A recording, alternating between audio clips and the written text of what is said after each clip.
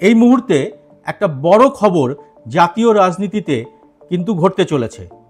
সেটা হলো সর্বশেষ যে খবর পাওয়া যাচ্ছে তাতে এনডিএ জোটের মধ্যে কিন্তু বড় একটা ভাঙন দেখা দিতে চলেছে। বিজেপির যে এনডিএ জোট ছিল বিহারে, তার বড় শরিক ছিলেন নীতিশ কুমার। নীতিশ কুমার এর মধ্যেই একটা বড়সড় আসন কিন্তু দখল করেছেন এবং নীতিশ কুমারের বাড়িতে এই জোটকে আরো মজবুত করার জন্যে কয়েক ঘন্টা আগে গিয়েছিলেন বিজেপির রাজ্য সভাপতি এবং বিহারের উপমুখ্যমন্ত্রী সম্রাট চৌধুরী।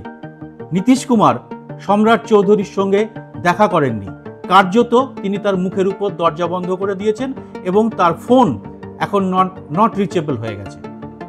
বুঝতেই পারছেন জাতীয় রাজনীতিতে নীতিশের এই পদক্ষেপ কিন্তু একটা বড় অর্থ বহন করে। তাহলে নীতিশ কি এনডিএ জোট ছেড়ে আবার ইন্ডিয়া জোটের দিকে আসছেন?